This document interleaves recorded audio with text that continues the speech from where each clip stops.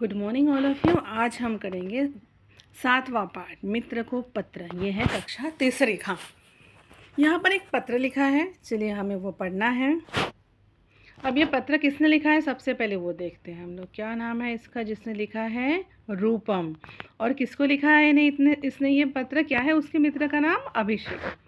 चलिए कैसे लिखा है देखो। प्रिय मित्र अभिषेक, नमस्ते। आशा है कि तुम और परिवार में सभी सकुशल होंगे और गर्मियों की छुट्टियों का आनंद ले रहे होंगे। अब इस रूपम ने अभिषेक को कहा, पहले नमस्ते करते हैं, पता है आप लोगों को, आप लेटर राइटिंग करते हो उसमें, तो उसने कहा कि आशा है कि तुम और तुम्हारे परिवार के सब लोग सब कुशल मंगल होंगे और गर्मियों की छुट्टियों को क्या कर रहे होंगे? आनंद ले रहे होंगे, मतलब एंजॉय कर रहे होंगे। मैं अपनी छुट्टियां मनाने अपने नाना नानी के घर गुवाहाटी आया हूँ। रूपम मुझसे बता रहा है कि वो छुट्टियों में कहाँ आया है, किसके घर आया है? नाना नानी के। उसके नाना नानी कहाँ पे रहते हैं? गुवाहाटी। अब ये गुवाहाटी कहाँ पर है देखो। गुवाहाटी भारत के पूर्वोत्तर प्रदेशों का प्रवेश द्वार है। भारत के जो पूर्वोत्तर के साइड में जो प्रदेश है उसका प्रवेश द्वार है। यह एक बहुत सुंदर और विशाल महानगर है जो ब्रह्मपुत्र नदी के तट पर स्थित है। अब देखो यहाँ पर ना गुवाहाटी के बारे में इंफॉर्मेशन दी है कि ये गुवाहाटी क्या है? भारत के पूर्वोत्तर प्रदेशों का प्रवेश द्वार है, एक बहुत सुंदर है, विशाल महानगर है और कौन सी नदी के तट पर स्थित है? ब्रह्मपुत्र नदी के तट पर। तुम्हें यह जानकर आश्चर्य होगा कि ब्रह्मपुत्र इतनी विशाल नदी है कि इसमें माजुली नाम का एक बहुत बड़ा द्वीप भी है। बाप रे, देखो। और वो बता रहा है कि ये ब्रह्मपुत्र नदी इतनी विशाल है, विशाल मतलब बहुत बड़ी, ठीक है, बहुत बड़ी है कि इसमें एक द्वीप है, मतलब आइलैंड है, जिसका क्या नाम है? माजुली। एक बहुत बड़ा आइलैंड है, मतलब सोचो वो कितनी बड़ी होगी। यह नदी में स्थित भारत का सबसे बड़ा द्वीप है। तो ये जो ब्रह्मपुत्र नदी है, इसमें ये जो आइलैंड है माजुली, ये सबसे बड़ा द्वीप है भारत का। माजुली में असम के विश्व प्रसिद्ध वैष्णव मठ सत्र में हमने सत्रिया नृत्य देखा। अब वो बता रहा है रूपम कि उसने वहाँ क्या किया। तो वो वहाँ पर माजुली में गया था, वहाँ पे असम के विश्व प्रसिद्ध वैष्णव मठ सत्र में उन्होंने क्या देखा? कौन सा नृत्य देखा? सत्रिया नृत्य। ये जो सत्रिया नृत्य है ये एक राष्ट्रीय नृत्य में से एक है। यह भारत के राष्ट्रीय नृत्यों में से एक है। गुवाहाटी नगर के समीप नीलांचल पर्वत पर कामाख्या देवी का मंदिर स्थित है।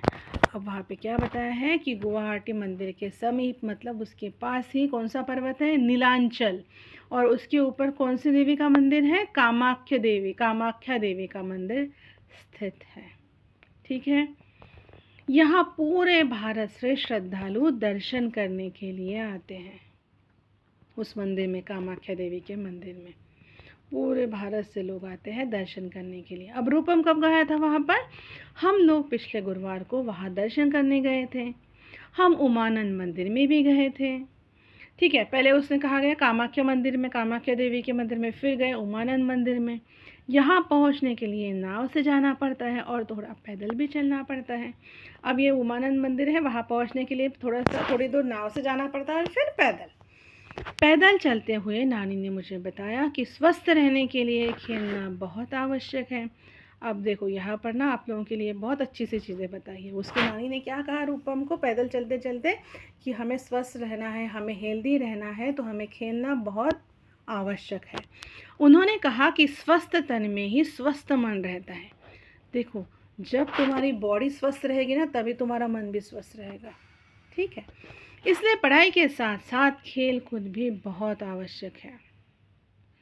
और नानी ने बताया कि खेल कूद के साथ क्या है? पढ़ाई के साथ खेल कूद भी आवश्यक है, ताकि तुम्हारा तन और मन दोनों भी स्वस्थ रहें। मैंने नानी को तुरंत बताया कि मैं तो अपने दोस्तों के साथ सारे खेल खेलता हूँ। अब जब नानी बता रही थी रूपम को ऐसे, तो रूपम ने भी बता दिया कि मैं अपने दोस्तों के साथ सारे खेल खेलता हूँ। कौन से खेल खेलता है वो देखो नीचे लिखे हैं। हम लोग कितने आनंद से खो खो, पिट्ठू, क्रिकेट और फुटबॉल खेलते हैं। मुझे हर गेम का नाम बता दिया जो वो खेलता था।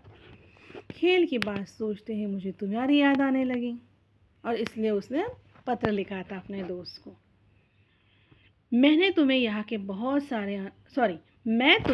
बहुत सारे अनुभव सुनाना चाहता हूँ, जल्द ही लौटूंगा।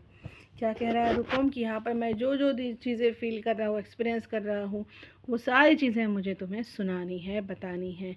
मैं जल्द ही लौटूंगा। शेष शुभ है मतलब बाकी सब अच्छा है। बड़ों को प्रणाम। तुम्हारा मित्र रूपम।